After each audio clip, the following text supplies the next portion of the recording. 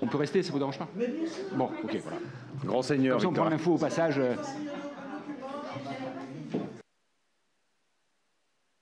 Pour faire vite. Merci. Alors, il y a un document qui a été transmis par la DGOM. Hein, vous avez rempli, en tout cas, un document sur lequel vous mentionnez les points d'étape, en tout cas à quel stade étaient déjà certaines des actions. Donc, je considère, et on l'avait déjà dit d'ailleurs, au mois de juillet dernier, il y a eu un point d'étape sur l'évaluation des mesures qui étaient prises. Et au mois de juillet, on reconnaissait déjà que des actions concrètes avaient déjà été mises en œuvre et bon, tout n'était pas encore mis en place. Donc, il y avait des actions pour la sargasse, pour les sargasses, même si pour les sargasses, bon, ça devient récurrent, c'est difficile de faire plus, mais il y a en fait, entre l'État et les EPCI et les collectivités, il y a des financements qui ont été mis en place. Donc, c'est sûr qu'il y a des actions qui sont faites qui ne résolvent pas l'intégralité des problématiques, parce que tout ce qui est olfactif, enfin, tout le reste, ça, c'est autre chose. Et les collectivités sont confrontées régulièrement à cet échouage et ils récupèrent tant bien que mal et ils trouvent de plus en plus des lieux pour faire l'épandage. Mais bon, c'est un problème. Sinon, concernant l'intégralité, alors il y a un certain nombre de documents qui sont en cours de rédaction d'après ce qui a été transmis, mais en lisant et en observant ce qui se met en place, je trouve que le fait d'avoir mentionné l'appui des différents services de l'État, et particulièrement la Direction générale de la sécurité civile et la gestion des crises, c'est important pour accompagner à la fois les différents services, les collectivités, mais aussi les autres partenaires. Il est, à mon avis, important aujourd'hui que les collectivités, toutes les collectivités travaillent en véritable coordination. D'une part, parce que les documents d'information sur les risques majeurs, les 10 crimes, doivent être mis à jour régulièrement, ainsi que les PCS et les PPRN, parce qu'on l'a vu avec Fiona récemment. Il est important qu'il y ait une réactivité très, très rapide, je dirais, parce que là, on l'a vu, l'expérience des autres aléas de ce type n'a pas forcément servi, mais je crois que le fait d'avoir des documents et d'avoir des aléas, ça permet en tout cas à chacun de se remettre en cause. Et même les populations, l'acculturation, il faut travailler sur cette acculturation parce qu'il y a des journées japonaises qui se font, il y a un certain nombre de choses qui se font déjà. Maintenant, il s'agira de faire plus et davantage et d'impliquer davantage les populations pour toute l'étape de prévention. Donc, le fait également de pouvoir permettre aux associations agréées de bénéficier des bons fonds Barnier, c'est important parce que là, on l'a vu avec Fiona, du côté de Rivière-Sens, où il y avait plusieurs associations qui intervenaient là. Donc, il y a des associations qui pourraient peut-être faire des dossiers pour bénéficier, parce que les associations qui intervenaient là, c'était des associations qui préparaient pour le sauvetage. Donc c'est des associations peut-être d'utilité publique, je pense, mais qui préparent des jeunes et qui forment des gens pour le sauvetage. Nous sommes dans des îles où il y a la mer tout autour et malheureusement, il y a beaucoup de personnes qui ne savent pas nager. Et pour le sauvetage en mer et la prévention, c'est important. Donc, pour la question de l'octroi de mer sur évidemment tout ce qui contribuait à apporter des secours, par exemple avec la Croix-Rouge, ou alors tous ceux qui viennent dans nos territoires, et ce fut le cas par exemple pour Saint-Martin, les personnes qui viennent pour secourir et qui emmènent aussi quelquefois des denrées, des produits de première nécessité, eh bien tout ça, il y avait l'octroi de mer dessus. Donc le fait de continuer à travailler pour qu'il n'y ait plus d'octroi de mer à la fois sur tout ce qu'ils emmènent pour eux-mêmes, parce qu'ils viennent avec, je ne sais pas, des tentes, enfin un certain nombre de choses choses, des produits également pour améliorer la qualité de l'eau quand c'est nécessaire. Et là, il y avait l'octroi de mer dessus. Donc, l'offre assurantielle, c'est très important parce qu'il y a beaucoup de personnes qui ne sont pas assurées, mais c'est aussi, bon, il y a des personnes qui font le choix entre bien manger et payer l'assurance. Mais il y a quand même des personnes qui sont assurées. Beaucoup ne le sont pas malheureusement. Mais là, c'est le problème de l'offre assurantielle. Et là, je crois qu'il faudrait beaucoup plus discuter avec les assurances pour qu'il y ait des offres adaptées au territoire par rapport aux différents risques, évidemment, mais aussi une politique incitative avec les collectivités pour qu'il y ait plus de personnes assurées. Ça, c'est parce que c'est à la fois un frein. Les fonds qui sont dédiés pour le moment, c'est-à-dire les personnes assurées à partir du moment où il y a l'état de catastrophe naturelle. Donc, il y a quand même des possibilités. Il y a des fonds de secours. Mais avec le réchauffement climatique, nous aurons de plus en plus d'aléas.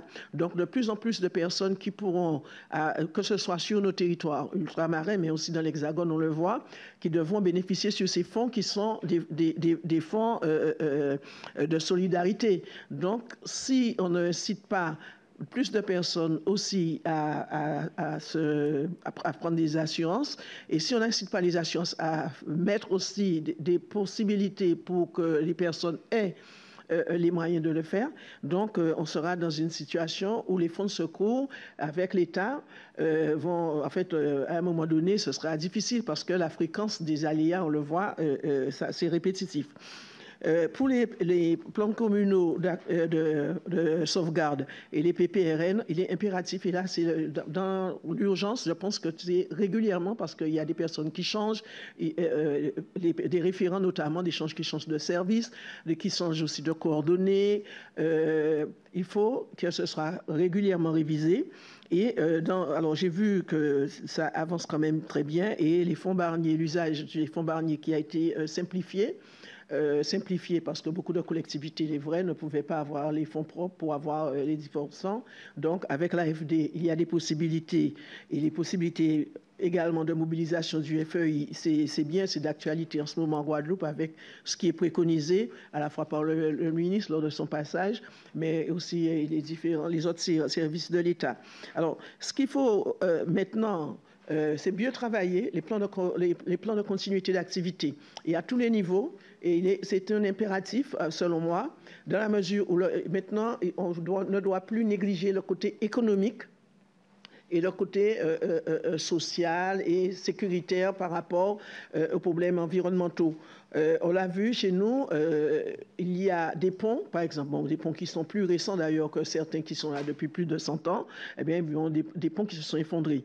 Et ça gêne la circulation, par exemple, dans les bananeraies, pour permettre aux entreprises de faire la cueillette des bananes et de les emmener dans les lieux de conditionnement pour après les vendre. C'est aussi pour les exploitations agricoles, mais aussi pour les éleveurs, entre autres. Donc, ça gêne un peu la circulation et des biens, et certaines entreprises sont handicapées par cela.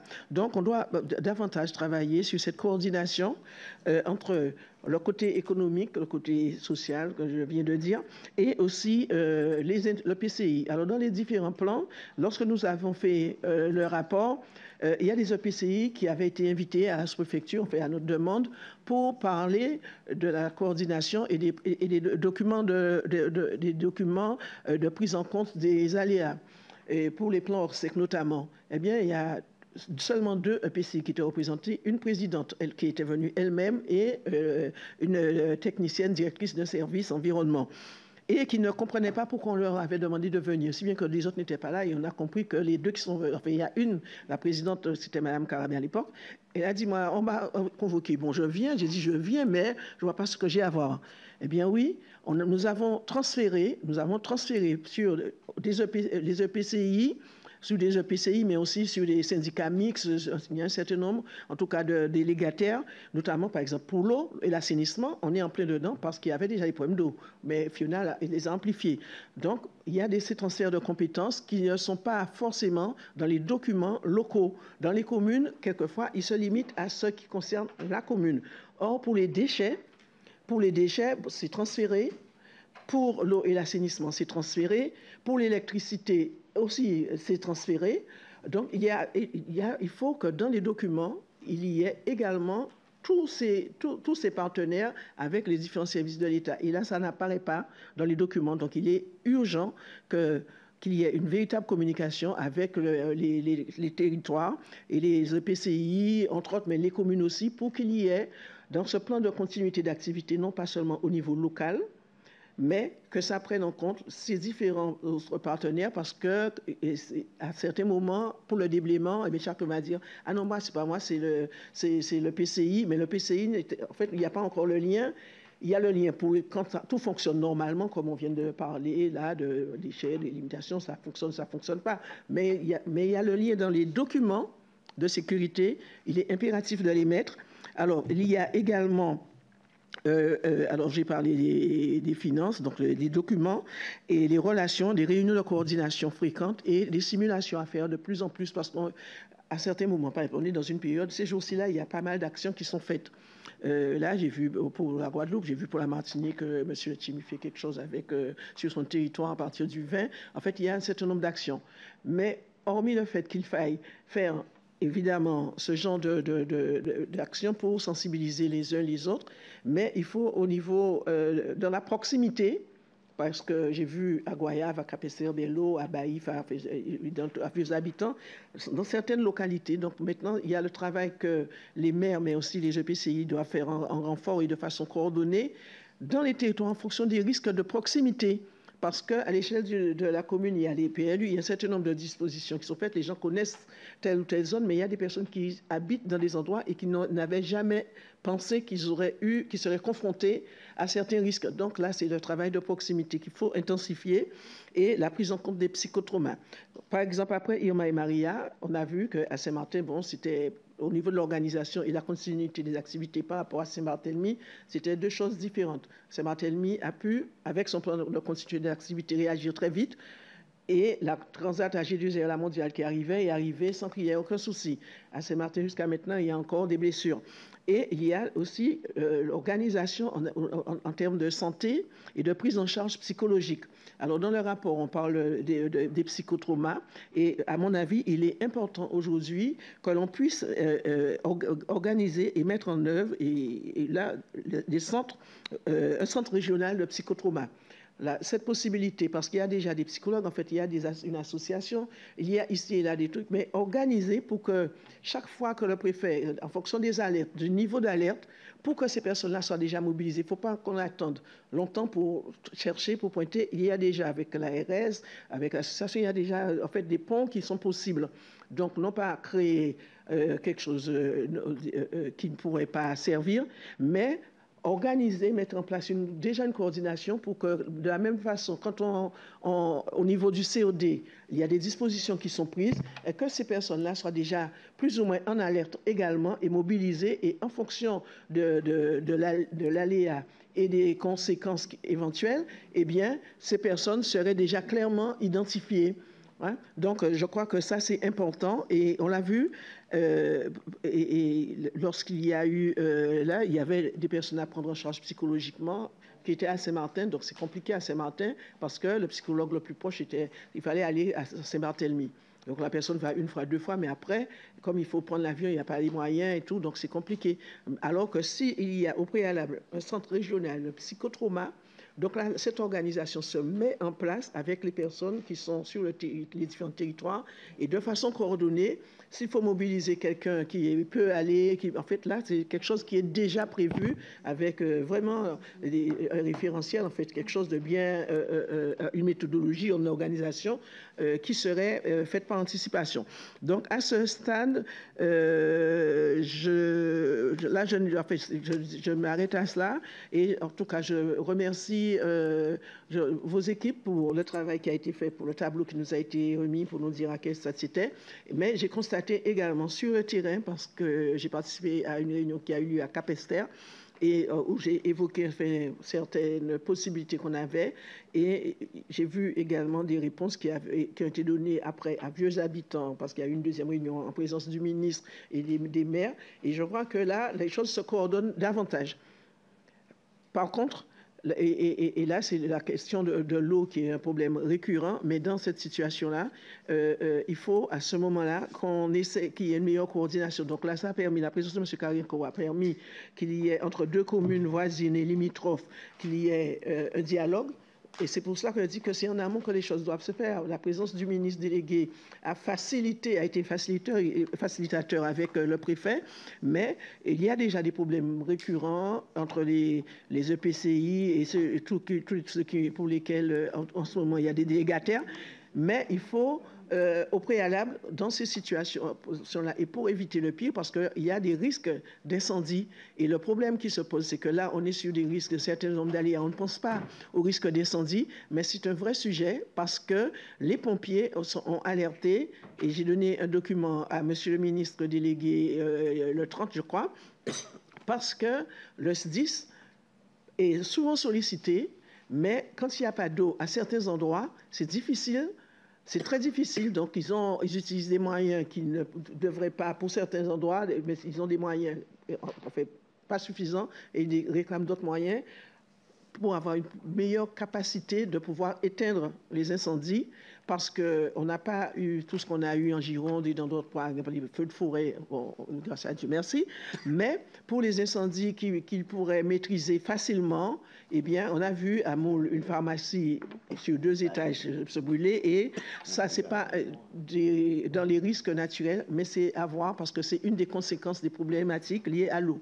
Voilà ce que je peux dire à ce stade, Monsieur le Président, et merci beaucoup, et je vous remercie d'être resté. Oui, merci Victoire, merci effectivement d'être resté, monsieur Alfonsi, dans la mesure où on avait auditionné les services de l'État en juillet, et donc c'est la première fois, je crois, qu'on réalise cet exercice de suivi sous cette forme, et on a eu quand même un gros travail de réponse. Donc merci à vos services d'avoir pris la peine vraiment d'apporter des réponses les plus précises possibles quand elles étaient possibles. Et ça sert. Sur une centaine de propositions, il y a 80% des propositions qui ont reçu soit un début de réponse, soit des éclaircissements. C'est un courant. Et le reste, certaines ne sont pas forcément pertinentes ou relèvent d'autres ministères, d'ailleurs, ce que vous relevez dans le tableau de suivi.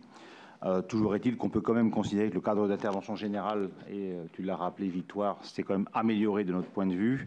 Moi, j'ai un seul regret, je ne l'avais pas dit à l'Élysée le 7 septembre, quand le président avait pensé évidemment aux victimes des événements climatiques, c'est qu'on nous avait quand même annoncé une loi sur la prévention des risques naturels majeurs, et que ça s'est transformé, on sait comment ça s'est terminé par la suite, par quelques amendements dans la loi 3DS. Ça a été une déception, parce qu'il y avait quand même un champ de travail, oui, il y avait quand même un champ de travail qui était, nous semble-t-il, assez intéressant. Merci Victoire d'avoir fait ce compte-rendu au nom de l'ensemble des rapporteurs, donc qui s'excusent de ne pouvoir être là puisqu'ils avaient d'autres obligations, et je pense au coordinateur, donc notre collègue Guillaume Arnel, qui avait coordonné les travaux des 2 rapports que nous avions fait en 2018-2019. Et si vous en êtes d'accord, et sauf à ce que vous ayez des questions, on propose de lever la séance maintenant. Merci beaucoup, bonne fin de journée, et à tout à l'heure pour mes collègues.